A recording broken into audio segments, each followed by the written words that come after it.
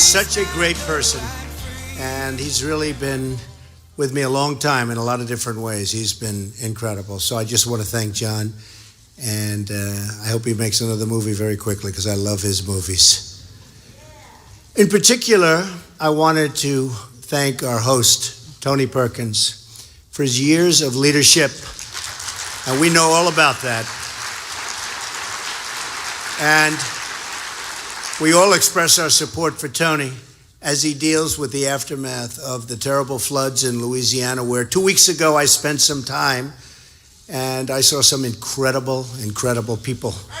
Thank you. Right. Thank you. Amazing people. One of the greatest privileges of my journey has been the time I've spent with the evangelical community.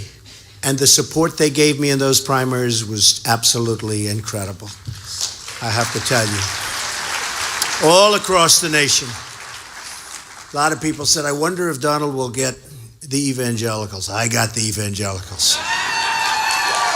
I'm going to make it up to you, too. You watch.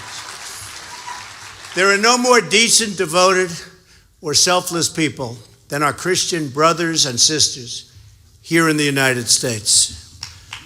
True, so true.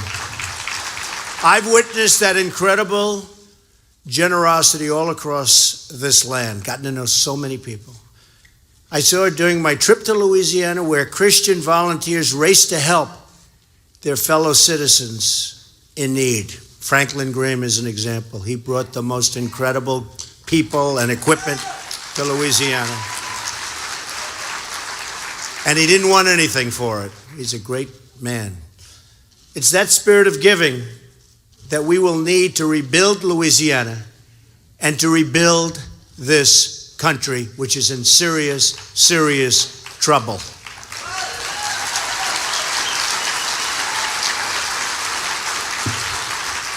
Yet our media culture often mocks and demeans people of faith, and you understand that. All the time I hear from concerned parents how much harder it is for a Christian family to raise their children in today's media environment. It is right, isn't it? Huh? It is right. Not even close. Your values of love, charity, and faith built this nation.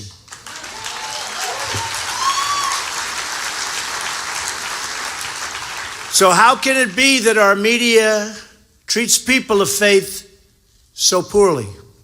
One of the reasons is that our politicians have really abandoned you to a large extent. And Hillary Clinton, you can forget about her. So let me state this right up front.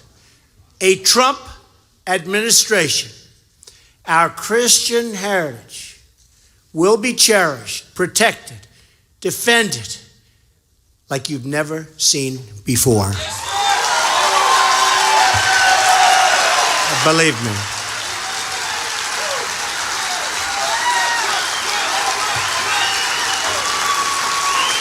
I believe it, and you believe it, and you know it. You know it. And that includes religious liberty. Remember. I recently had a chance to visit a church in Detroit, Great Faith Ministries International. Stand up if you're a member. That's good. That was an amazing experience. And the bishop, what a great guy. In my remarks, I spoke about how African American church, and this is all across the country, for centuries have been the conscience of our nation. Their unbreakable faith and spirit overcame some of the most difficult periods in our history, leading us all to a better future. Very true. Amazing. This was such an amazing experience. This is the power of faith. It's the power to heal. It's the power to unite. It's the power to make all of us live better lives, all of us. Our nation today is divided. Nobody likes to say it, but we're living in a very, very divided nation. It will be our faith in God, in His teachings, in each other, that will lead us back to unity.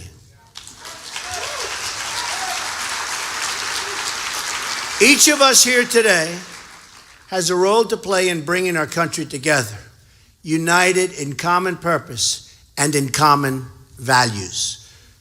So let's talk today about some of the things, and these are great things, that we can do together to create the American future for everybody, not just a certain group of people, but for everybody. The first thing we have to do is give our churches their voice back. It's been taken away.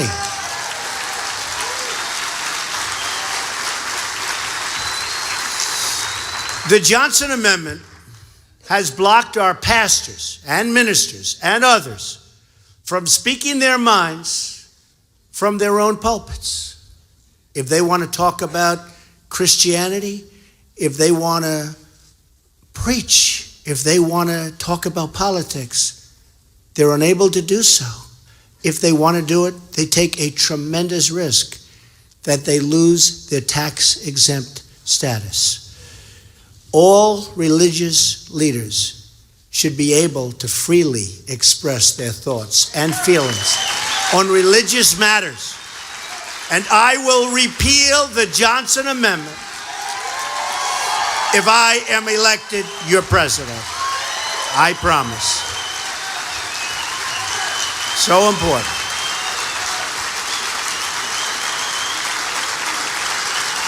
Thank you. That's so important. And I must tell you from the heart, this started a building of mine in Manhattan. I had 50 pastors in a big conference room. And we actually had 50 pastors, 2 rabbis, a couple of priests. We were all talking. And we were there for 2 hours. And at the end, it was a love fest. We all agreed. It was like a love fest. And I said to them, we were high up in a building on Fifth Avenue. And I said to them, I'd love your support. And I know when I can get support. I'm quite sophisticated. And I know they wanted to give me their total support, 100%, just like I had in the primaries. And I said, I really would like your support. And they didn't really know what I was talking about. And I said, what's going on here? They said, well, sir, we can't do that because we would be violating the laws. And I said, what's the punishment? Well, we could lose our tax-exempt status, which of course is a, massive penalty. I said, tell me about this. And we sat down, they talked about it. When did it happen? 1954 or so. Lyndon Johnson was having problems. Powerful guy. I actually, as his own way, you have to gain respect for what he was able to do. Can you imagine that this man single-handedly, he was having problems with churches. And there was a church in Houston that was giving him a hard time, maybe for very good reason.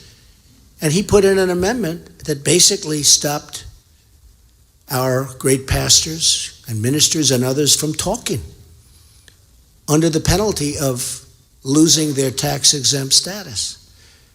So we were looking down onto the sidewalk, and there were people walking on the sidewalk.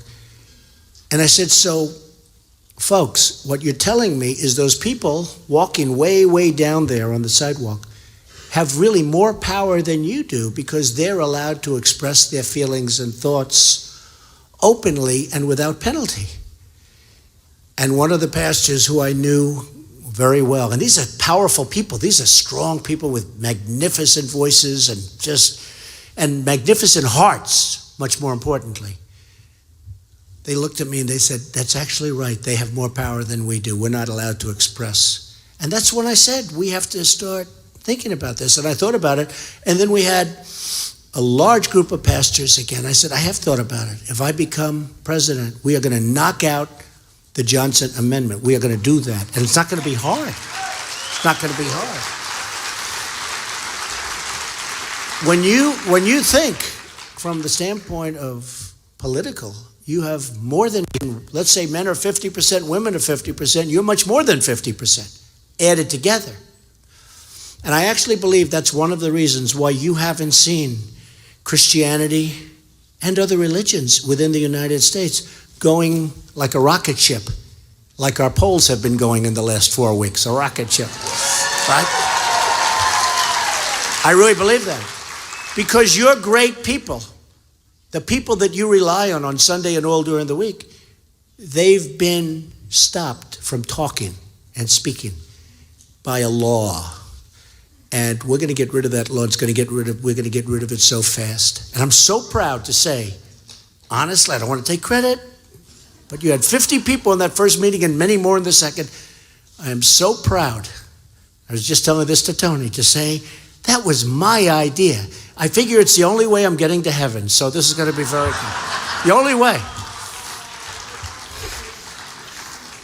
So we're going to get rid of it, and we're going to let your great people speak, and you're going to see something happen that's going to be very, very good. Okay?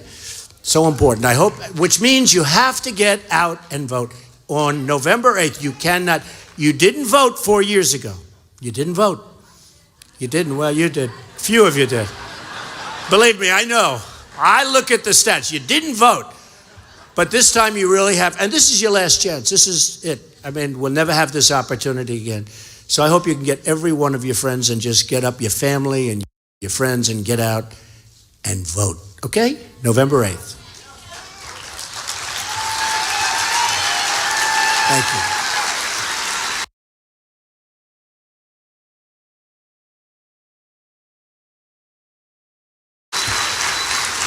And if you do, we're going to win by a lot. That's not going to even be a close election. And if you don't, could be a very unhappy November 8th. We're also going to repeal and replace disastrous Obamacare.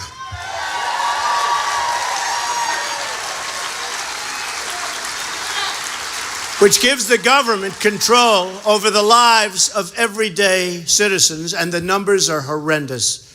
Your premiums are going up by 50, 60, 70%. The deductible is so high you never get to use it unless you are going to lead a very long and very complex bad period. Very, very long. It is a disaster. It's a disaster, and everybody knows it, and it's going to die of its own weight anyway. But we're going to get rid of it, and we're going to replace it with some great, great alternatives. Much better health care at a much lower price. Hillary Clinton wants to have completely government-run health care, which would be a disaster for the liberties and freedoms of all America. That's what she wants. That's what she's aiming at. That's what Obama wanted. He didn't quite get there, but he got this, and you see how bad this has been. One of the biggest issues in this race is going to be the issue of school choice. And I can't possibly emphasize this enough. Millions of poor and disadvantaged students are trapped in failing schools. This education crisis afflicts all communities, but none more so than the African American community. None. The Democratic Party has run the inner cities of America for 50, 60, 70 years, some cases over 100 years. Over 100 years. Their policies and their politics, and in particular the politics of people like Hillary Clinton, have produced only poverty, joblessness, and rising crime. When she was running for the Senate in New York State, she said she was going to produce jobs, jobs, jobs. In upstate New York, it's a disaster. She's going to produce jobs. Big thing. Jobs. We're going to bring back jobs. It's been a catastrophe. We've lost tens of thousands of jobs. She never did a thing. It was all talk, no action, just like what she's doing right now is all talk, no action. She'll talk, and nothing will happen. Only bad will happen. But you just have to ask the people in upstate New York. She won because of them, and she produced absolutely nothing. Jobs left. It's today one of the worst, one of the most depressing places in this country. So just remember that when you hear her talking about jobs. I know jobs. She doesn't know jobs. That I can tell you.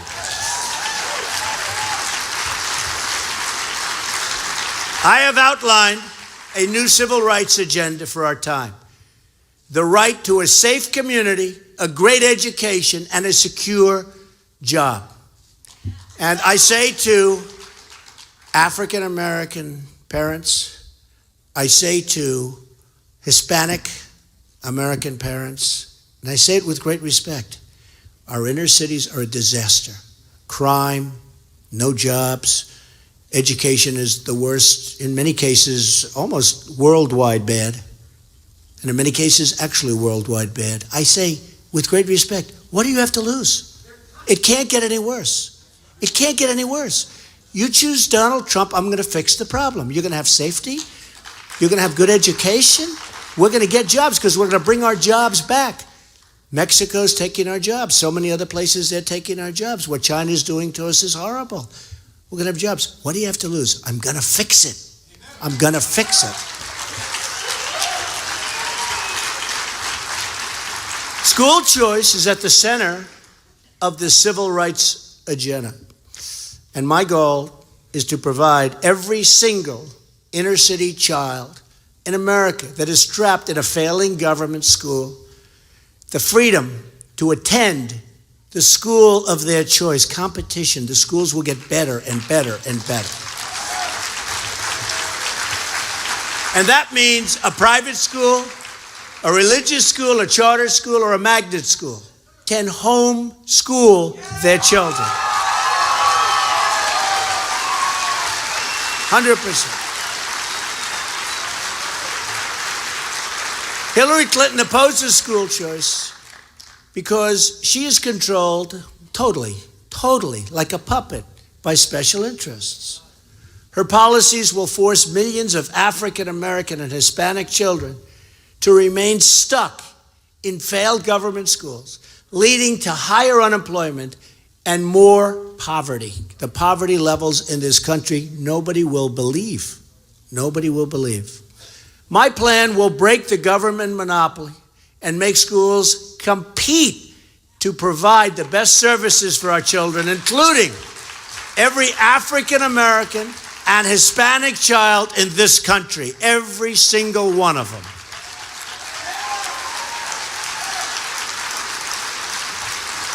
This proposal begins with a $20 billion block grant from the federal government for states to pursue school choice programs. However, that's good, right? However, because 90% of education spending is at the state level, I will campaign to get the states to reallocate another $110 billion of their education budgets to school choice programs. If we do this, that would mean $12,000 in school choice funds for every disadvantaged student in America. What a difference this is going to make. The money will follow the student to the public, private, or religious school that is best for them and their family. In so many ways, you're going to have choice. My administration will partner with the leadership of any inner city, anybody in the inner cities of America willing to run a pilot program, and there will be a lot of them, to provide school choice to every child in that community. In Baltimore, for instance, that would mean more than $15,000 in funds available per student. As your president, I will be the biggest cheerleader for school choice you've ever seen.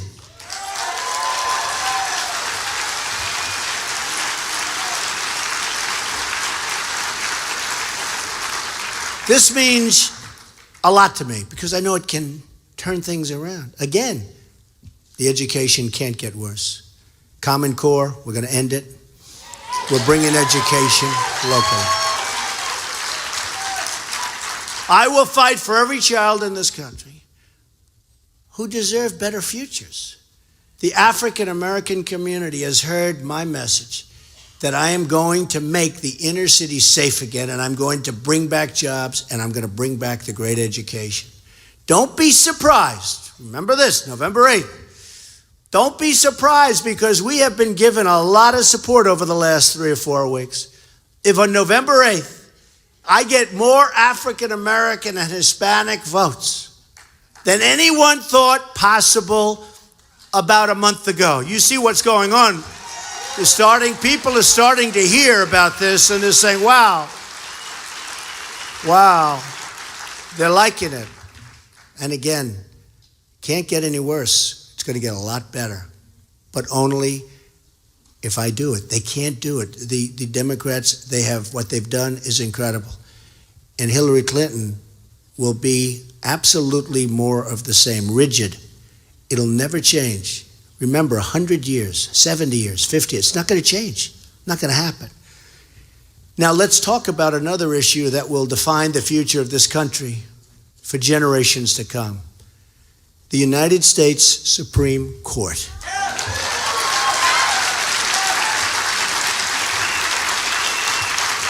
Earlier this year, we lost the great Justice Antonin Scalia. The next president will not only have to fill this seat, but as many as 4 others.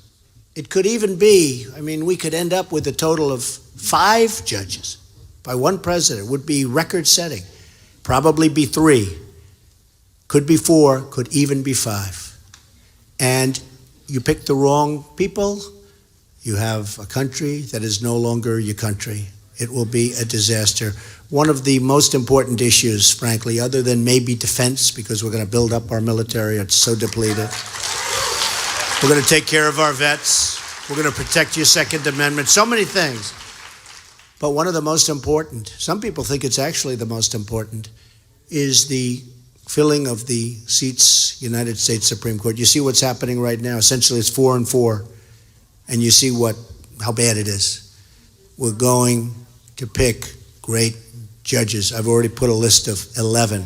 Federalist Society, highly recommended. Got uniform great reviews on these 11 people. And we are going to put truly great people. Maybe we use Judge Scalia as the ultimate example of what we're looking for, okay?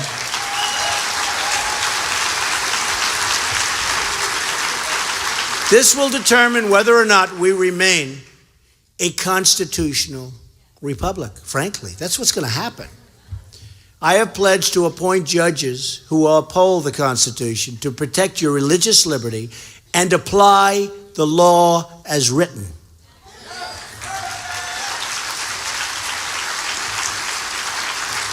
We reject judges who rewrite the Constitution to impose their own personal views on 300 million plus Americans. Not going to have that.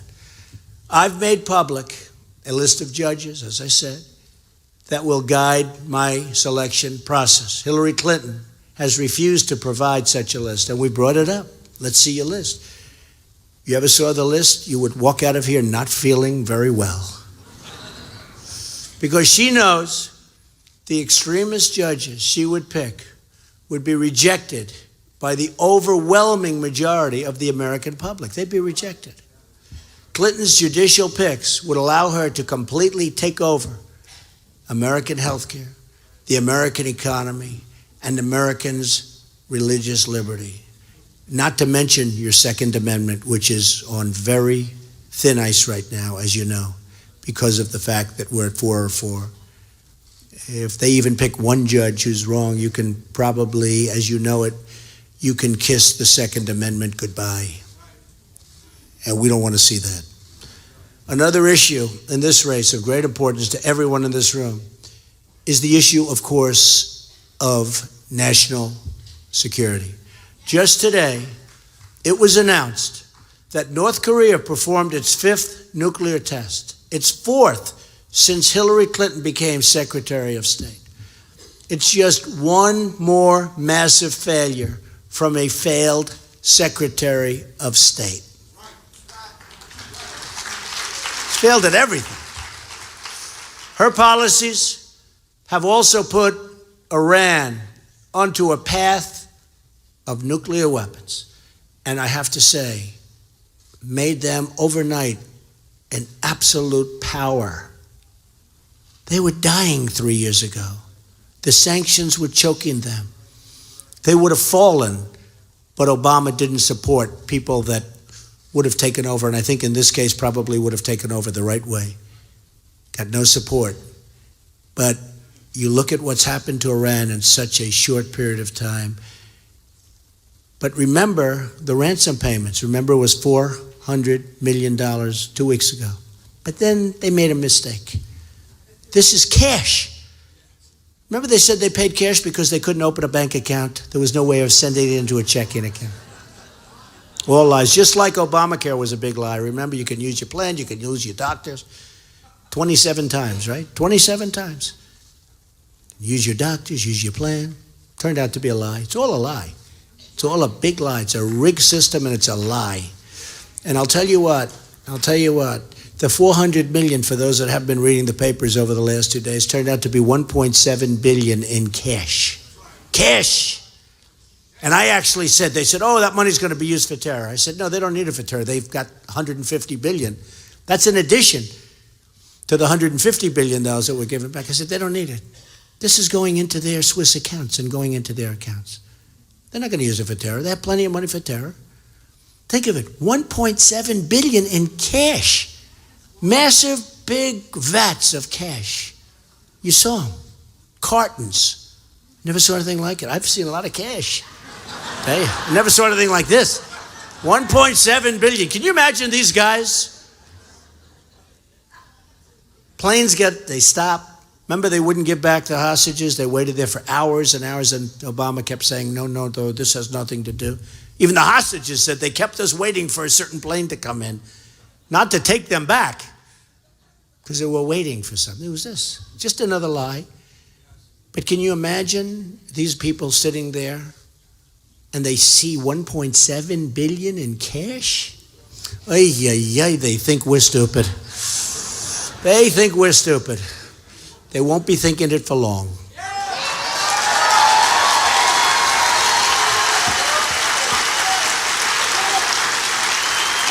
Very sad.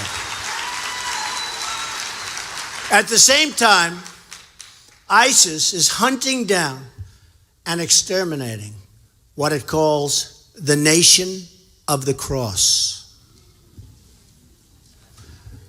ISIS is carrying out a genocide against Christians in the Middle East.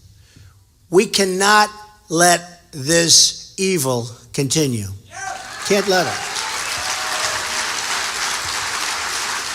ISIS must be destroyed. Have to. Have no choice. To defeat ISIS, we must use military warfare, but also cyber warfare, financial warfare, and ideological warfare. It's a whole different ballgame today than it was 50 years ago and 200 years ago. Different world. We must also establish a bipartisan goal in the United States and an international goal with our allies of defeating radical Islamic terrorism.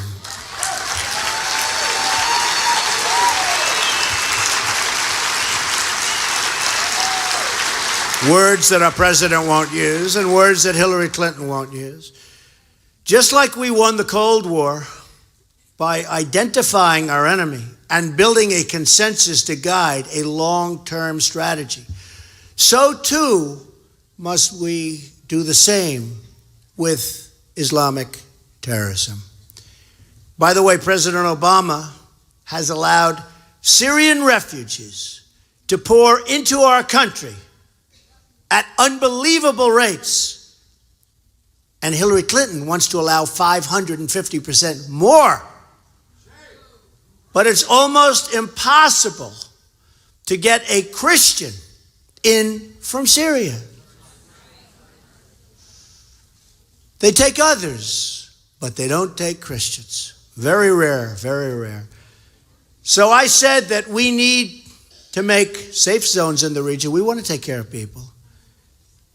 But we absolutely cannot allow this potential tremendous threat to continue. And we have to stop this. This is going to be potentially a catastrophe for our country. It's from within. This could be the all-time great Trojan horse. This could be it. You ever notice you look at the migration trail and you see people with cell phones. And some of the cell phones have the ISIS flag printed on them. And some of them have things far worse than that. Scenes far worse than that. So it was the failed policies, you have to remember, of Hillary Clinton and Obama that unleashed ISIS in the first place. If they did the right thing, you wouldn't be talking about ISIS right now. Now she wants to get rid of them. Oh, we're going to get rid of them.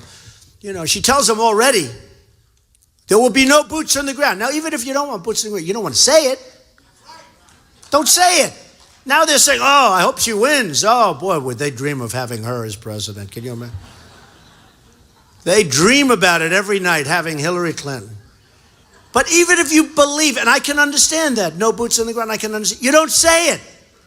Let them think they're going to go through hell. Don't say it.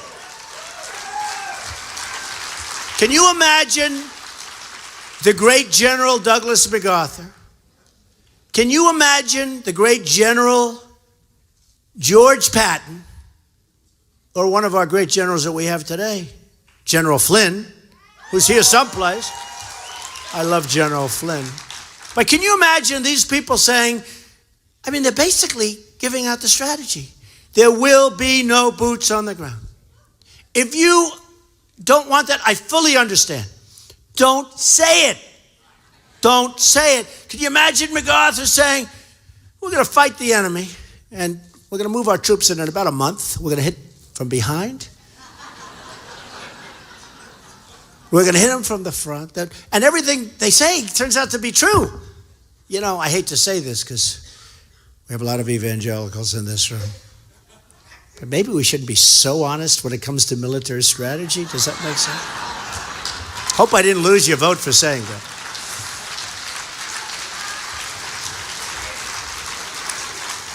Just look at what her policies have left us with in Iraq, Syria, and Libya. The problem is Hillary Clinton is trigger happy. She really is. She's trigger happy. And yet she says no boots, which is sort of interesting. Probably will be boots, probably will turn out to be another disaster. Her tenure has brought us only war and destruction and death. She's just too quick to intervene, invade, or to push for regime change with people we don't even know who they are. And they take over and they're far worse. This creates the power vacuums that are filled by terrorists and groups like ISIS. My administration, on the other hand, will work with any country that is willing to partner with us to defeat ISIS and halt radical Islamic terrorism. And by the way, that includes Russia. If they want to join us on knocking out ISIS, that is just fine as far as I'm concerned.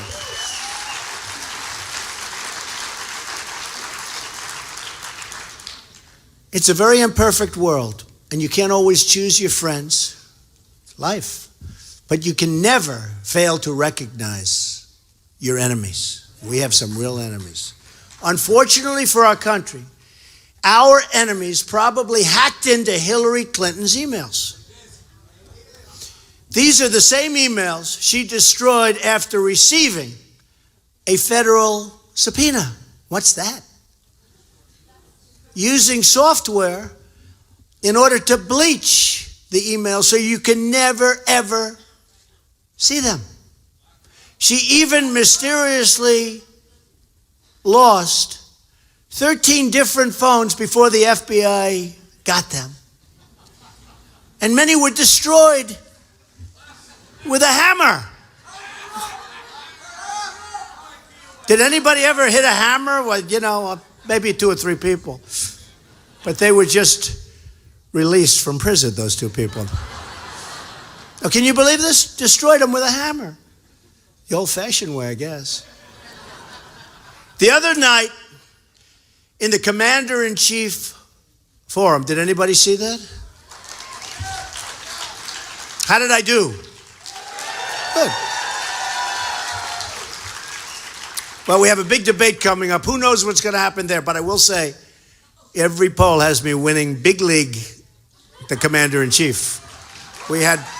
The polls came out after that event, and we won big league. Now we have a debate coming up. I don't imagine any of you are going to be watching the debate, right? I won't, I promise. Hillary Clinton answered questions on her emails horribly. That's why she lost. That's why she did so poorly. She was terrible. She was, honestly, I shouldn't be saying this. She was terrible.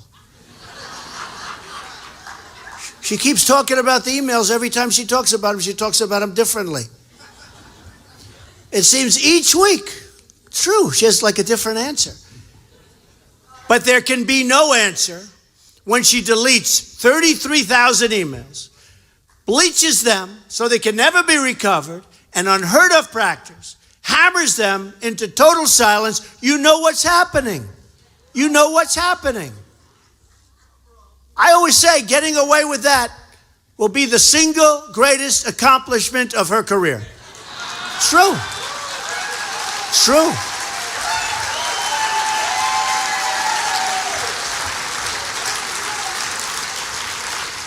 So her answers were bad. They were bad. And a lot of people said they were so totally dishonest. And you know, she was blaming Matt Lauer. I thought Matt Lauer did a very good job. I mean, his questions to me were very tough. But the gentleman who stood up and said, honestly, you should be in prison for what you did. To me, that was the tough one. That was that was a tough question. It was sort of a question in the form of a statement, right? Hillary Clinton is unfit to be our president for many reasons. True.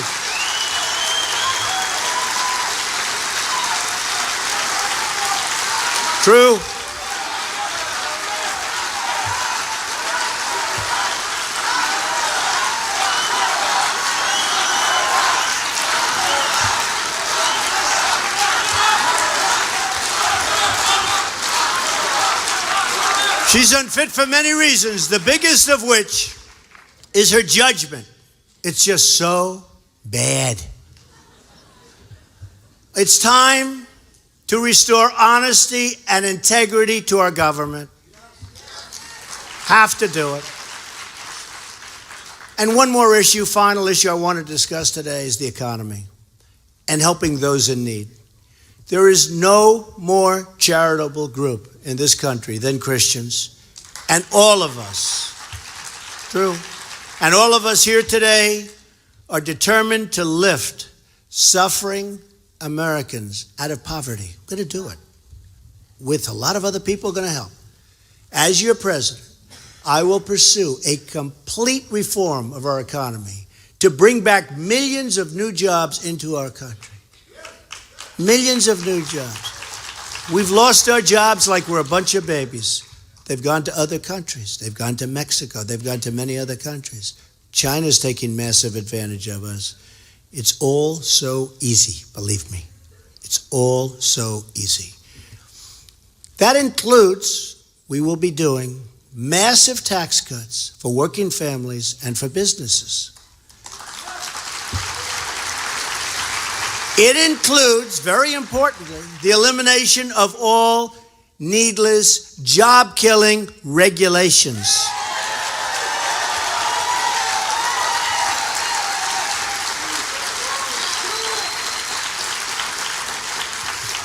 It includes lifting the restrictions on American energy, which is under siege.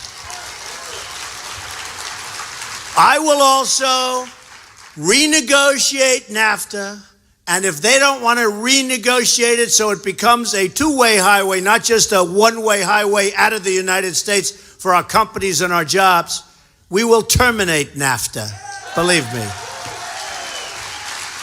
We'll stand up to China. And we're going to fight for every last job. It's going to be America first, and it's going to be the American worker first. Crucially, I will also fight for the American family and American family values. The family must be at the center of any anti-poverty agenda. Has to be.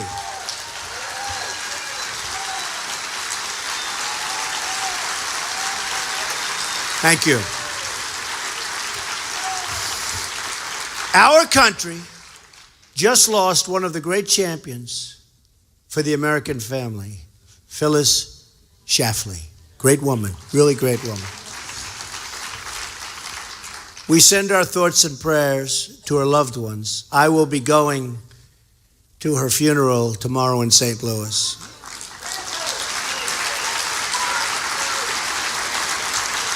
Phyllis fought very hard to the very end for a free and prosperous America. She understood that to be truly united as a country, we can't simply turn to government or to politicians. The bedrock of our unity is the realization that we are all brothers and sisters created by the same God. Phyllis understood that. Phyllis understood that. And by the way, Phyllis endorsed me a long time ago when it wasn't necessarily something that was so easy to do. And she was incredible. She was so brave. She endorsed me, and that was not the thing to do at the time. People said, Trump. She said, he's going to win. You don't understand. He knows how to win. He's going to win. They said, Phyllis, not going to be Trump. And we went boom, boom, boom. But I will tell you, Phyllis endorsed me at a time when it wasn't necessarily the thing to do, even the popular thing to do. And I will never forget that. That had a huge impact. She was a great, great, powerful woman with a tremendous heart. And I look forward to being with her family tomorrow because you really celebrate. That's a celebration. She was 92 years old. We are all equal, and we all come from the same Creator. If we remember that simple fact, then our future is truly limitless. There is nothing we as Americans can't do. There's a biblical verse that I've often read, and I want to repeat it again because I think it is so important to what we're trying to achieve right now for our country. It's from 1 John chapter 4. No one has ever seen God. But if we love one another, God lives in us, and his love is made complete in us. So true. So true. Imagine what our country could accomplish if we started working together as one people, under one God, saluting one flag.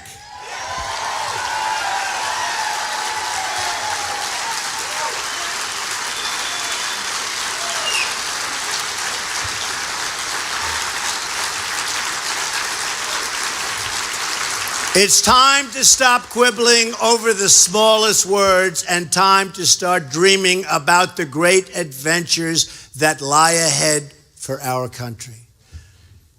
This is my promise to all of you. Starting in 2017, we will be one American nation. It's time to break our ties with the bitter failures of the past and to embrace a new American future. Have to do it. Together, we will make America believe again. We will make America united again. And we will make America great again. Thank you very much, and God bless you. Thank you. Thank you.